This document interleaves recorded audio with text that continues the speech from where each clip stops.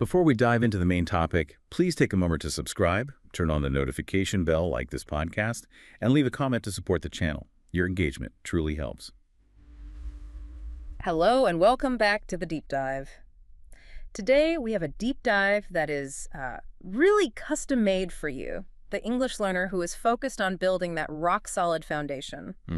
We've been looking at sources covering the absolute essentials, how we talk about countries, nationalities, and languages. It sounds basic, but it's so important. It really is. I mean, this is fundamental knowledge, but our sources are full of surprising grammatical rules that, if you master them, will immediately make you sound far more confident and natural. And that's really our mission today, isn't it? We're here to clarify that common usage and those tiny grammatical habits that often cause confusion. Exactly. Learning a language is like building a house. You need strong foundations. Yes. And in English, being able to accurately identify who you are, where you come from, and what you speak is one of the very first things you build. Okay, let's unpack this by starting right at the beginning. The core vocabulary we use to describe global identity. I think we should start with the three main things we always talk about: the country, the nationality, which describes the people, and then, of course, the language. Right. For many places, this is a very simple triad, or, a group of three. Exactly. The simplest cases really establish the pattern. So if you look at Australia, the nationality is Australian and the main language is English. Or if we travel to Poland, the nationality is Polish and the language is also Polish. Right. You see a very clear, predictable flow there. And that simple structure is a great starting point for identification. But here's where it starts to get interesting. Our sources show that this simple pattern doesn't always hold true. Not at all. Often, one country hosts many languages, or the nationality and the language words are completely different. So what's a good example? Well, a great one is China. The nationality is Chinese, but the languages listed are, of course, Mandarin, which is the official and most widely spoken. But also Cantonese, which is spoken in different regions. Exactly. And another classic example of this kind of linguistic diversity is Switzerland. Ah, yes.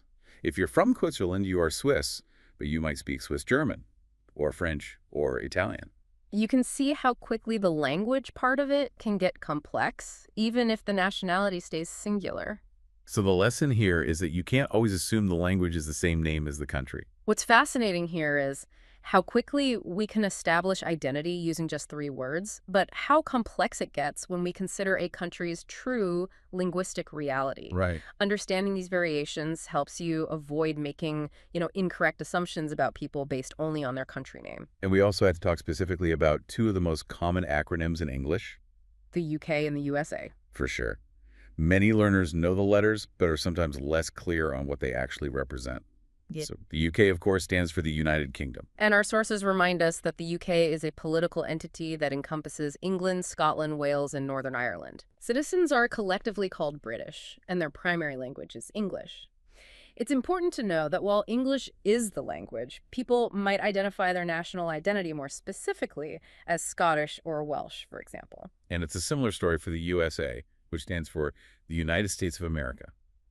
The citizens are called American, and while so many other languages are spoken across the country, English is still the dominant language. And knowing what these acronyms stand for and the right nationality terms is so crucial, especially because these two countries, as we're about to discuss, have some unique grammar rules when we talk about them. I think using a personal example can help make this structure really concrete. The source material mentioned my own country. I come from Argentina. Okay. So I'm Argentinian, and my first language is Spanish.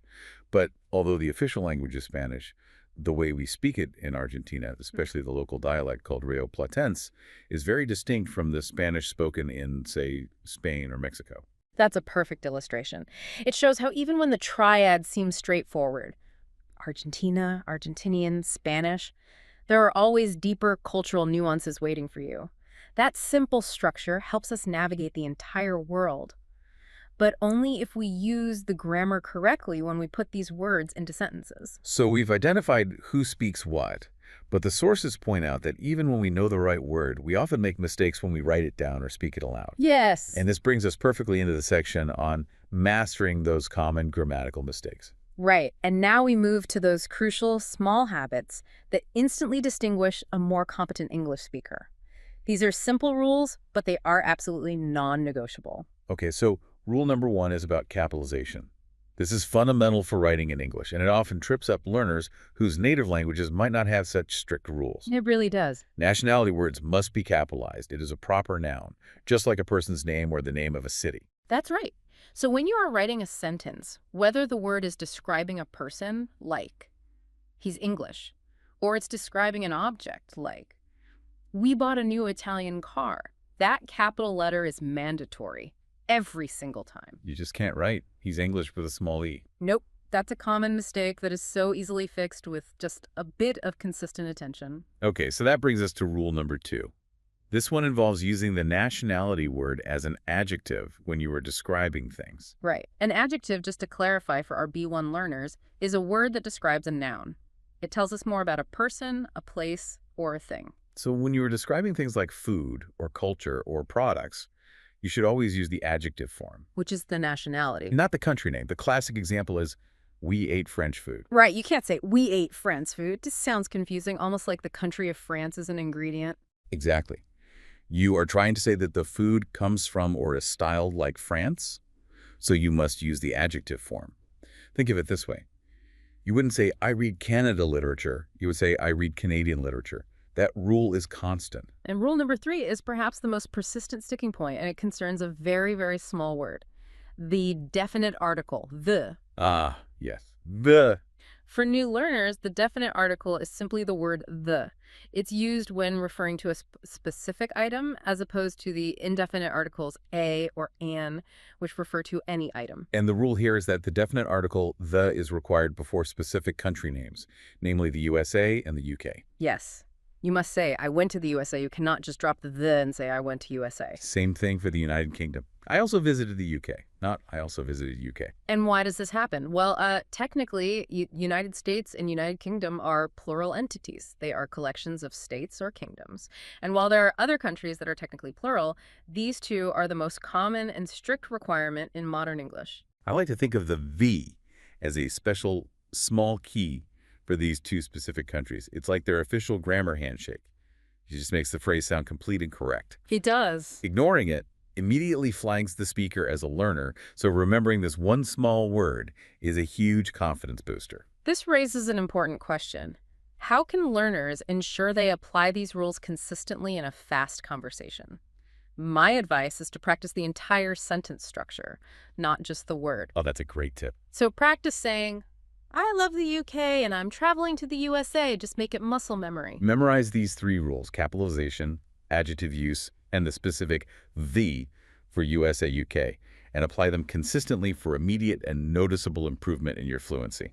Okay, so moving from specific country names to broader global labels, we need to talk about the geographic terminology mentioned in the source material. English speakers use these terms constantly to group countries together. We should probably start with the largest groupings, which you likely already know, but we need to establish the context, the continents. Right. We have Europe, Africa, Asia, North America, South America, and Antarctica.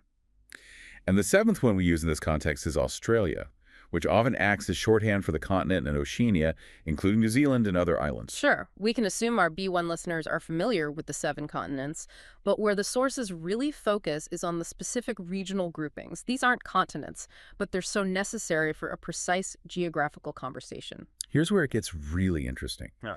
How we group countries together using these broader regional names that share cultural, historical, or geographical contexts. Our sources highlight 4 key areas. First up, we have the Middle East. This region includes countries like the United Arab Emirates and Saudi Arabia. It's a crucial geographical term used in global media and politics, and it clearly distinguishes this area from broader Asia or Africa. Then there is the Far East, which refers to East Asian and Southeast Asian countries, so places like Thailand and Japan. Understanding the term the Far East helps locate a country culturally and geographically without just saying Asia, which is, enormous. We also discuss the Caribbean, which is known for its beautiful island nations such as Jamaica and Barbados.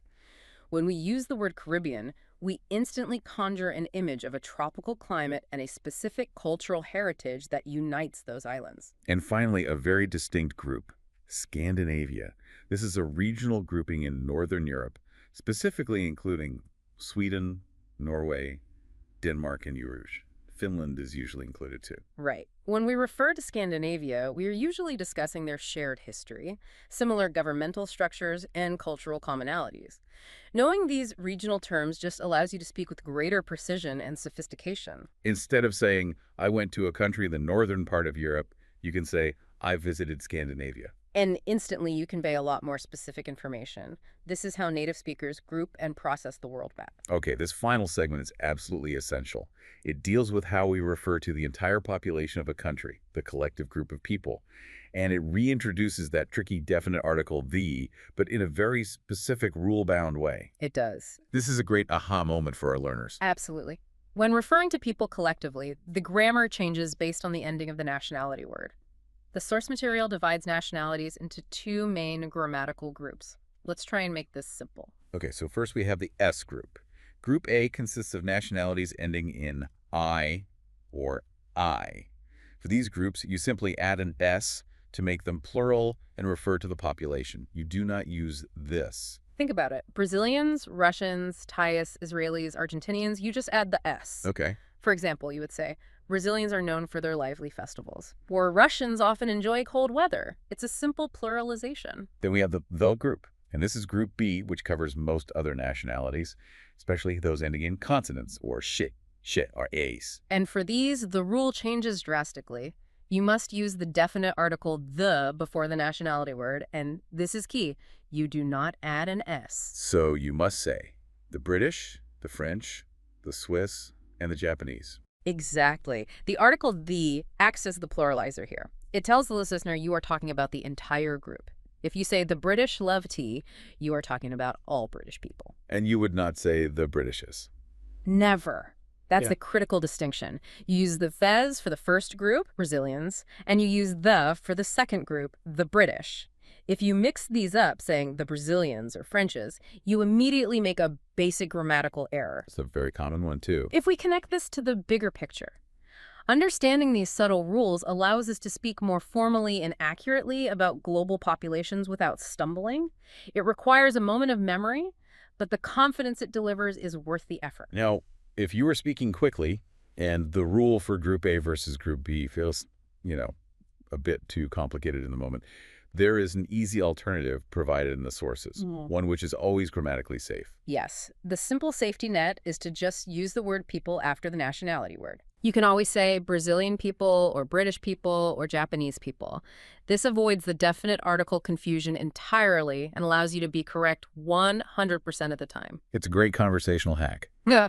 Okay, so let's quickly synthesize the 3 major grammar takeaways from this deep dive. First, commit to always capitalizing nationalities. It's a simple but powerful habit. Second, remember the article rule. The definite article, the, is a requirement before the USA and the UK. Just bake that into your memory. And third, be mindful of how you refer to groups of people, distinguishing between the nationalities that simply take an S and those that require the definite article do to denote the collective population. Mastering these fundamental rules is truly the fastest way to accelerate your path to accurate language usage. It allows you to speak about the world and your own identity with confidence and precision. Thanks for watching. Please don't forget to subscribe, turn on the notification bell, like, and leave a comment to support the channel.